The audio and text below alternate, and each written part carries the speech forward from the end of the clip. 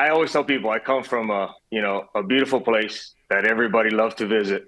It was my home, and it's a special place because it's about our culture. It's about the Hawaiian Kingdom. It's about some of the things that made me who I am. But I think for me, it's I try to bring some positive light to the situation, and that being how can I help my home? And Alana, you guys, and MLB, and everyone with MLB Network, thank you guys for allowing me to come on and share my little bit of my story.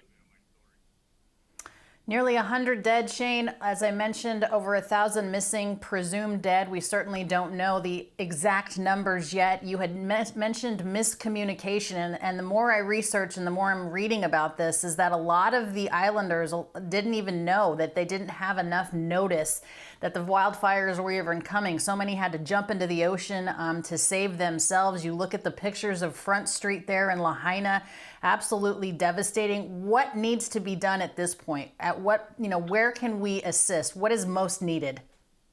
I think for me, the best part about this and watching from afar is that everyone there has stepped up, from an aspect of having products, having things, having, non-perishable, perishable items. So I think for me, the focus now at this point is, how can we collectively come together, myself maybe leading a little bit of the way to raise financial, donations, to raise, a good amount of money, because I always tell people, a lot of the devastation and the area that has been hit, this is multi-generational families, families and what I call families that have been there forever. Some 5, 6, 7 generation families where, their great grandparent got the home back in the day when they came there and started working there, and, part of the plantation or the movement into that next generation of life where, the moderns, came in. And what I say to myself is, a lot of these people aren't going to be able to get back on their feet. There's been talk about people wanting to leave because of the devastation and how long it's going to take to rebuild. So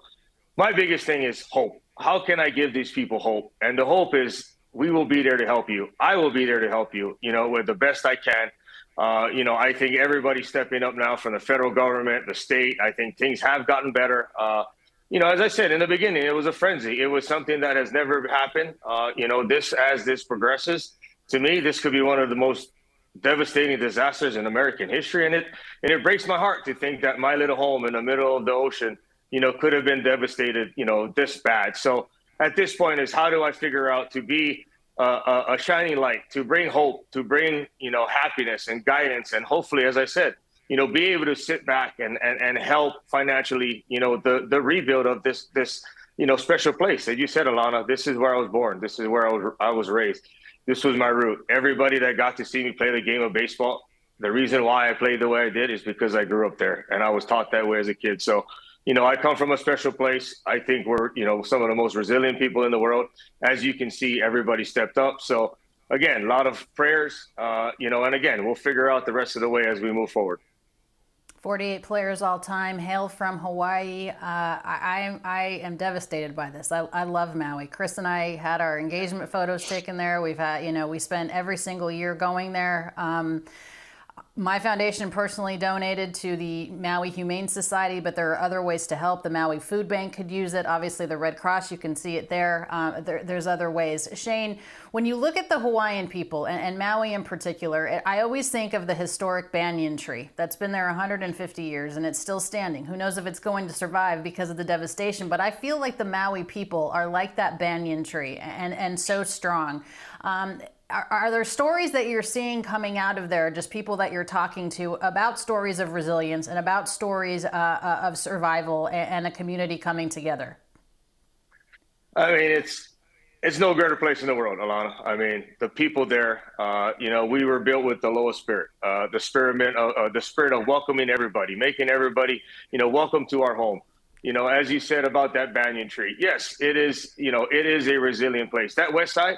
I always tell people it's what I call a community that is even smaller than the island, because as you can see, if something happened there, a devastation, and a lot of time growing up as a kid, there was brush fires or what they called a wildfire this time around. But all my life I grew up there, and I always tell my wife when I visited and we visit and we drive to that West Side, the brush fires have always scared me, and that's why I never wanted to buy a home on that side. As beautiful as that side of the island is, it was something that traumatized me all my life. So again, at the end of the day, this is not something that's new. I think the devastation obviously is something that no one in America has faced, no one, in the world has faced as far as an aspect in this regard. But I think for me is how do we, again, Alana, move forward? We will be resilient. My ultimate goal is actually to figure out, and if there's a financial need to revive that banyan tree, I think that is the staple.